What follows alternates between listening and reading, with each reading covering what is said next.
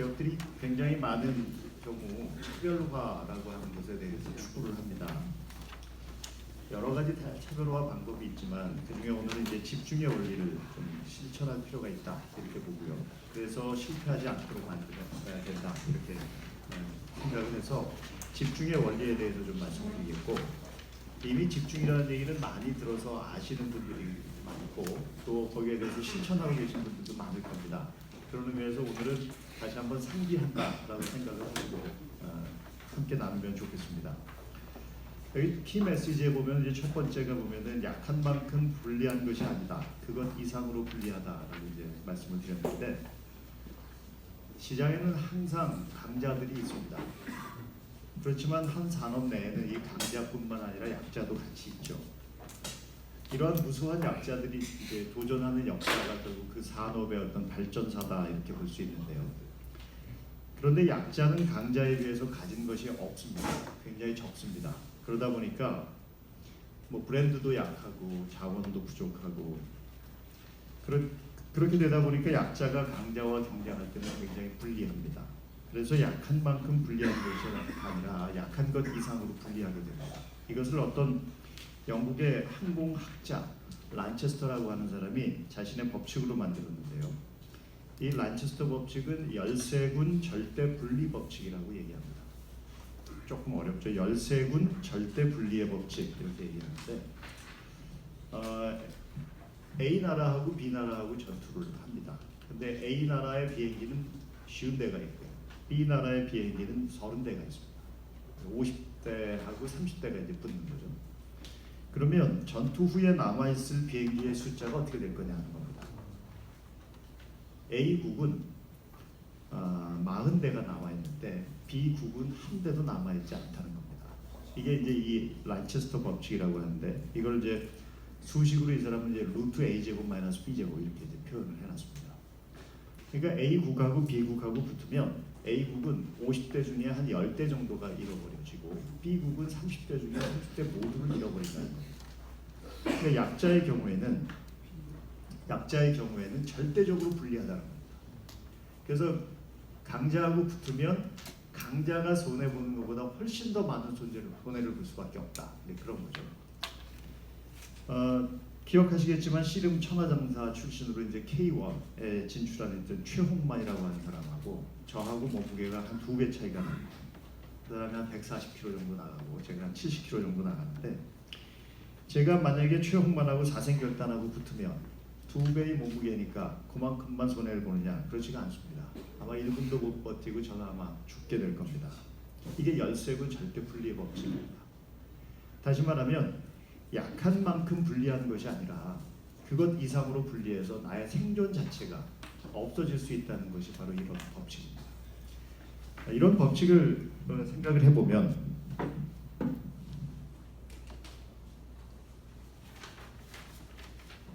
두 번째 메시지에 나오는 것처럼 약자의 전략은 선택의 여지가 굉장히 적습니다. 집중에 좋은 전략인 것 같습니다. 약자가 전면전을 펼치는 것은 상당히 무모합니다. 그러다 보니까 어느 한 곳에서 내가 잘하는 것을 찾아서 그것에서 승부를 내야 하죠. 성경에 나오는 다윗도 그 전략을 썼던 것 같습니다. 거인 골리앗하고 만나서 싸울 때 골리앗과 동일한 무기를 선택하지도 않고요. 다윗이 택한 것은 자신이 양을 지킬 때 익숙하게 사용했던 돌팔매, 자신들의 무기를 가지고 자기의 무기를 가지고 상대방을 제압을 할 수 있도록 그렇게 집중을 했던 것 같습니다. 제가 어릴 때 냉장고가 없었습니다. 그래서 여름이 되면 얼음을 사와라 하는 어머니의 심부름을 많이 했습니다. 어머니가 수박을 사오시면 저는 이제 동네 얼음 가게에서 얼음을 사와야 했습니다. 기억을 하실 겁니다. 그런데 어머니가 이제 얼음을 사오면 이제 어머니가 수박 화채를 만들어 주셨는데, 화채를 만들 때는 얼음을 잘게 잘라야 됩니다. 큰 얼음으로 할 수 없고 큰 덩어리를 이제 사오니까. 그럴 때 사용하는 것은 송곳이었습니다. 망치로 깨지 않았습니다. 송곳을 대고 송곳대를 툭툭툭 치면 얼음이 희한하게도 쫙 하고 금이 갑니다. 그러니까 송곳은 망치보다 굉장히 작고 아주 뾰족한 그런 것이 있는데, 화채용 얼음은 망치로 깰 수가 없는 겁니다. 그건 송곳으로 할 수밖에 없고, 약자가 강자하고 싸울 때도 송곳 같은 어떤 집중 전략이 이제 필요하다고 봅니다. 차별화를 할 때는 영역을 굉장히 좁혀 나갈 필요가 있습니다. 차별화 영역에 자원을 집중 투자하는 것이죠. 클래식 음반을 파는 풍월당, 거기에 이제 대표 박종호라고 하는 분이 있는데, 그분은 세계 500여 극장에서 벌어지는 오페라를 구경하고 다녔다고 합니다. 참 부러운 삶이죠. 세계 500여 극장에서 벌어지는 오페라를 다 구경하고 다녔고, 불멸의 오페라라는 책을 냈습니다. 근데 그분의 원래 직업이 뭐냐면 정신과 전문의입니다. 근데 그는 음악을 굉장히 좋아해서 또 여행을 좋아해서 그것에 투자를 한 거죠. 사실 우리나라의 정신과 전문의는 아마 수백 명이 될 겁니다. 그렇지만 불멸의 오페라를 쓰고 2만 장이 넘는 희귀 음반을 보유한 클래식 매장을 운영하는 사람은 이 박종호 한 사람밖에 없습니다. 이 사람 역시도 자신이 원하는 것에 자신의 자원의 대부분을 쓴 것 같습니다. 음악을 좋아했고 여행을 좋아했기 때문에 이런 방식의 어떤 자기의 삶을 선택할 수 있었고, 아주 희귀하기 때문에 우리나라에서 귀한 하나의 그 가계로 지금까지 남아 있습니다. 그러다 보니까 이 세 번째 것 한번 보시면, 집중이라는 것은 선택과 그에 따른 포기를 수반한다. 선택한다는 것은 포기된 것이 있다는 것을 의미하기 때문에 집중만큼이나 선택이 중요하다 하는 겁니다. 우리가 집중해라 집중해라라고 얘기하는데 그냥 집중만 얘기하지 않고 선택과 집중이라는 말을 씁니다. 선택과 집중이라는 것은 선택이 우선이라는 겁니다. 집중할 수 없는 이유는 선택을 하지 못하기 때문이고요. 선택을 분명하게 하지 못했기 때문에 내가 집중할 수 있는 자원에 투자하는 것이 두려운 겁니다. 따라서 집중을 하기 전에는 반드시 선택이 필요합니다. 선택에는 선택한다는 말 의미 자체가 포기를 의미하고요. 무언가를 선택했다고 하면 포기했다는 것입니다. 우리 여기 뭐 모든 분들, 우리 대표님들 결혼하시기 전에 현재의 배우자 선택할 때 떠올려 보시기 바랍니다. 30억 명 중에 단 한 사람을 배우자로 선택한 거죠. 나머지 거의 30억 명이나 되는 여자분들 또는 남자분들을 다 포기하시고 딱 그분 한 분을 선택한 거예요. 엄청난 포기죠. 아마 연애도 여러 번 해보셨을 겁니다. 그런데 현재 그 배우자들을 하고 결혼한 거 생각할수록 신기한 일이 아닐 수 없습니다. 어떻게 선택하셨는지는 모릅니다. 각자 사연이 다 있을 거고요. 저도 사연이 있을 거고. 아무튼 많은 우여곡절 끝에 딱 한 분을 선택하셨을 겁니다. 딱 한 분을 신중하게 선택했기 때문에 결혼 생활이라고 하는 그 집중을 할 수가 있는 거고, 그 선택이 만약에 그렇게 어렵지 않았다면 아마 결혼 생활이 그렇게 신성하게 느껴지지 않았을지도 모르겠습니다. 저는 미션을 사랑받는 경영체 만들기 이렇게 해서 오랫동안 경영자문 컨설팅을 했었습니다. 저는 그걸 하면서 조직 개발이라는 것에 집중을 했습니다. 조직 개발 서비스를 주요 서비스로 선택한 이유는 여러 가지가 있는데, 아직 우리나라의 기업들에는 조직 개발이라고 하는 것이 굉장히 미숙한 영역이었고요. 둘째는 기술이 아무리 발전해도 변하지 않는 영역이 그 영역이었습니다. 셋째는 고객의 영혼과도 같은 비전, 전략, 팀빌딩, 조직 풍토 이런 것들을 정면으로 다루어야 됐기 때문에 제가 상당히 좋아하는 주제였습니다. 이 조직 개발을 선택했기 때문에 다른 많은 컨설팅 기회나 이런 것들은 제가 포기할 수밖에 없었습니다. 그것 역시도 제가 선택할 때는 신중하게 선택해야 되지만 그 선택에 분명한 이유가 있었기 때문에 그것 이외에 다른 것은 별로 신경을 안 썼습니다. 사실 모든 것을 잘하는 기업은 드뭅니다. 집중한다는 것은 내가 이길 수 있는 영역을 좁히는 것입니다. 그리고 다른 것은 버리는 겁니다. 병원을 우리가 예로 들어보면 병원에도 여러 과가 있습니다. 최고의 전문가들이 포진하고 있고 최고의 시설이 있습니다. 대학병원의 경우에 보면. 근데 이들은 모두 다를 선택한 것 같지만 사실은 모두 다를 선택하지 않습니다. 속을 들여다보면 어떤 대학병원도 모든 과에서 1등하지는 못합니다. 아주대병원은 심혈관, 연세의료원은 척추신경, 서울 아산병원은 장기이식 이런 데서 최고입니다. 하지만 다른 것들은 각각 다른 병원들이 더 잘합니다. 또 전문 병원인 우리들 병원, 척추 관련 분야로 미래와 희망이라는 데는 불임, 대항병원은 대장학문 여기에만 집중해서 성공하고 있습니다. 뭔가 집중했던 곳은 우리가 기억에 남습니다. 사실 동네 식당에 가면 좀 안타깝습니다. 불과 30석도 되지 않는 식당에서 메뉴가 한 30가지가 넘습니다. 많이 팔기 위해 많은 메뉴를 냅니다. 처음에 시작할 때 뭐 이거 하겠다라고 생각하다가 우연히 찾아온 어떤 고객이 김치찌개도 하시죠 라고 얘기하면 그냥 김치찌개를 합니다. 집중을 안 하는 거죠. 자주 이용하는 이제 장충동의 이제 평양냉면 또는 뭐 칼국수집 소고점 이런 데 보면 하나밖에 안 합니다. 그들은 그것을 선택했고 그것에 충실했습니다. 그리고 그것 속에서 승부를 걸었습니다. 그렇기 때문에 어떻게 보면은 지금까지도 오랫동안 동네 그냥 식당보다 많은 매출을 올리고 발전을 하는 것 같습니다.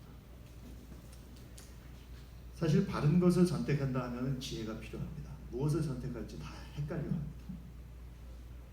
내가 냉면 만드는 기술도 없는데 칼국수 만드는 기술도 없는데 라고 생각을 하죠. 근데 너무 급합니다. 1년, 2년 그것에 대해서 연구하지 않고요.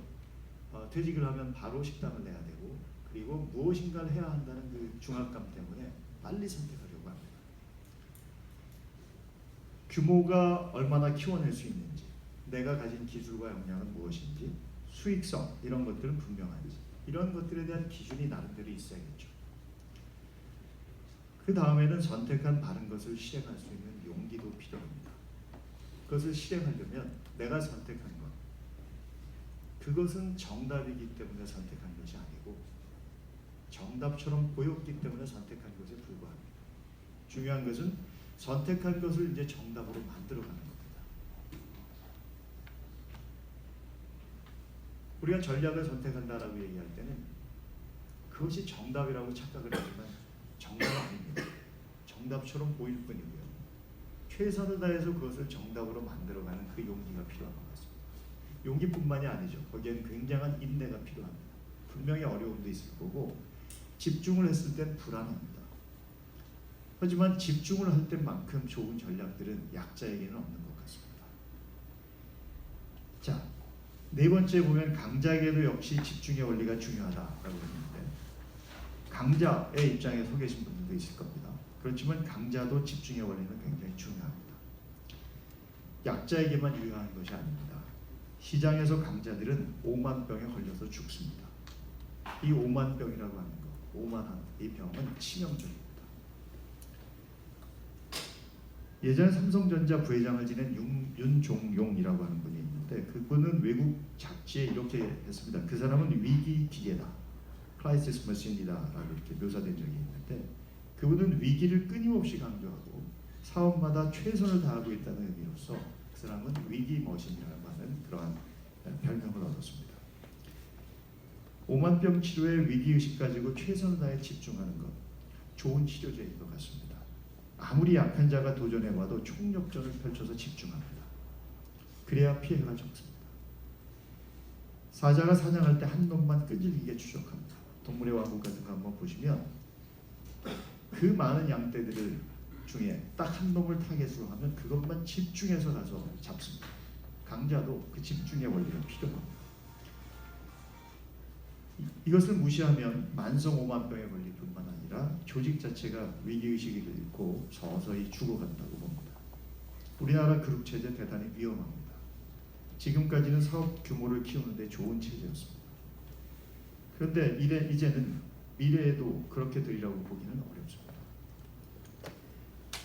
아마존 온라인 상거래에만, 마이크로소프트 소프트웨어만, 토요타 자동차만 거의 집중하고 있지만 우리나라 그룹들과는 비교가 어려운 만큼 규모가 큽니다. 우리나라 그룹 중에서 이들과 경쟁할 수 있는 기업 집중적으로 키워내지 못하고 있습니다. 그룹 체제 굉장히 위험할 거라고 생각합니다. 강자에게도 집중의 원리가 굉장히 중요한 거죠. 제가 오늘 집중 전략에 대한 몇 가지 말씀을 좀 드렸습니다. 이 집중 전략들을 다시 한번 리뷰를 해보면 처음에 이제 나오는 것이 이렇게 나옵니다. 약한 만큼 불리한 것이 아니라 그것 이상으로 불리하다. 그렇기 때문에 약자의 입장에 설 때는 다른 선택의 방법 별로 없다. 집중이다. 그리고 집중하려면 반드시 선택을 먼저 해야 된다. 그리고 선택된 것을 정답으로 만들어가기 위해서 집중하여 노력을 해야 된다. 강자도 마찬가지다. 이 집중의 원리는 약자뿐만 아니라 강자도 동일하게 적용되는 원리이기 때문에 이 원리는 강자 역시 똑같이 가져야 된다. 이런 말씀을 드리겠습니다. 이제 토의를 좀 진행하려고 합니다. 저희가 지금 22분인데요. 45분까지 토의하도록 하겠습니다. 리더님들 계시죠? 리더분들, 각 조의 리더분들 한번 일어나 주시겠습니까? 구하고 했기 때문이 아닌가 싶습니다. 어떻게 보면 쉽지 않은 얘기입니다. 다양한 것을 해야 그것을 이루는 그런 영역도 있고 집중해야 그것을 이루는 그런 영역도 있는 것 같습니다. 근데 불변의 원리는 집중하지 않으면 남보다 더 잘하는 것은 불가능하다는 겁니다. 오늘 말씀 한번 잠깐 보시겠습니다. 시편 27장 4절에 보면 내가 여호와께 바라는 한 가지 일 그것을 구하리니 곧 내가 내 평생에 여호와의 집에 살면서 여호와의 아름다움을 바라보며 그의 성전에서 사모하는 그것이라.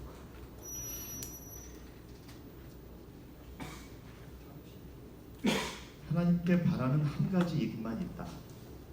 그리고 그것은 내 평생 어떻게 살아야 될 것인가에 대한 분명한 어떤 초점이 맞춰진 말씀인 것 같습니다. 이런 말씀처럼 난 정말 한 가지 일을 정말 무엇을 구하고 있나? 간절히 구하는 것이 뭐가 있는 건가? 우리가 기도하면서 생각하는 그 간절함이 어디에 지금 꽂혀 있는 건가? 사업을 하면서 이렇게 절박한 마음으로 한 가지 일을 구하며 집중하고 있는가? 그거에 대한 이야기들, 그거에 대한 생각들 오늘 한번 좀 해보는 그런 시간이었으면 좋겠다 이렇게 생각합니다. 반드시 그렇게 하셔서 좋은 성과들, 그 다음에 좋은 삶들 이루어내실 수 있도록 바라겠습니다. 고맙습니다.